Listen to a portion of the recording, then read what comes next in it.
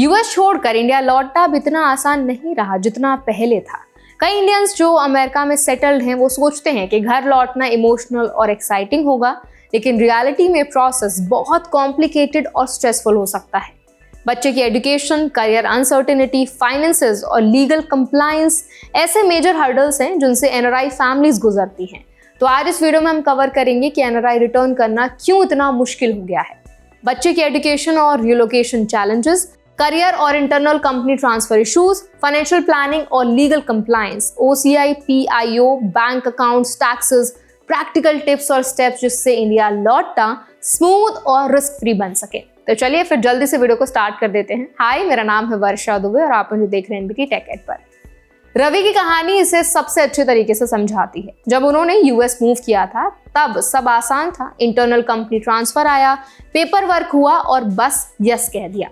उस समय उनकी लाइफ सिंपल थी, कोई घर, बड़े फाइनेंशियल ऑब्लिगेशंस या बच्चे नहीं थे।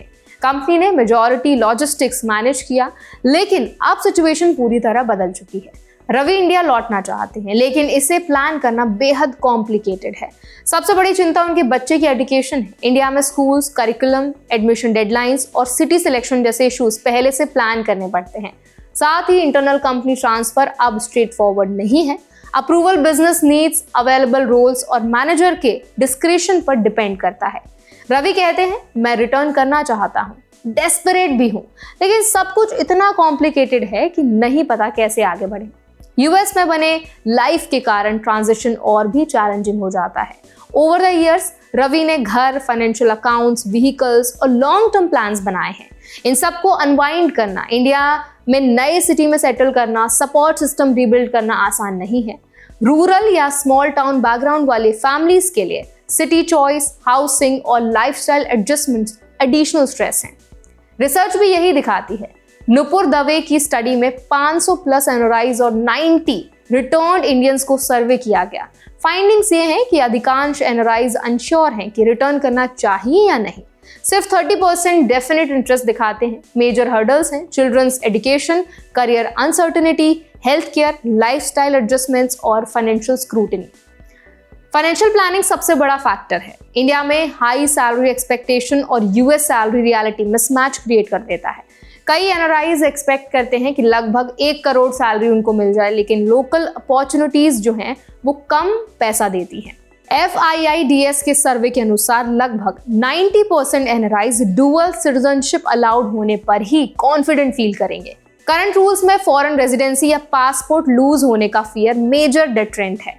अब बात करते हैं लीगल और प्रैक्टिकल गाइडेंस की। एनआरआई इंडिया लौटते समय कुछ रूल्स और स्टेप्स फॉलो करना उनके लिए बहुत जरूरी है। OCI PIO स्टेटस, इंडिया में long term stay, property ownership और एम्प्लॉयमेंट के लिए OCI या PIO होल्डर रहना बहुत हेल्पफुल है। ये स्टेटस लीगल सेफ्टी नेट देता है और मल्टीपल कंप्लायंस हर्डल सिंप्लीफाई करता है। बैंक अकाउंट्स और फाइनेंसेस, यूएस में NRE NRO accounts properly close या ट्रांसफर करें। RBI और income tax compliance strictly follow करें। फॉरेन एसेट्स, इन्वेस्टमेंट्स और रिटायरमेंट प्लान्स अनवाइंड करने के लिए प्रोफेशनल एडवाइस लें। चिल्ड्रन की एजुकेशन, एडमिशन डेडलाइंस, करिकुलम और सिटी बेस्ड स्कूल ऑप्शंस पहले से रिसर्च करें। प्राइवेट और इंटरनेशनल स्कूल्स में सीट्स लिमिटेड होती हैं।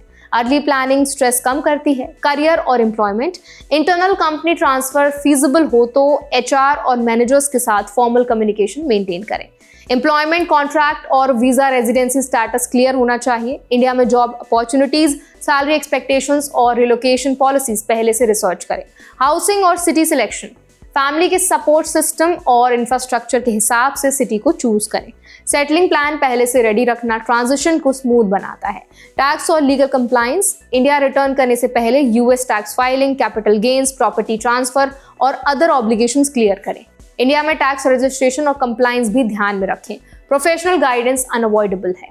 रवि की कहानी और सर्वे से क्लियर है कि इंडिया लौटना केवल इमोशनल डिसीजन नहीं, बल्कि स्ट्रैटेजिक प्लानिंग, लीगल अवेयरनेस और फाइनेंशियल रेडीनेस भी जरूरी है।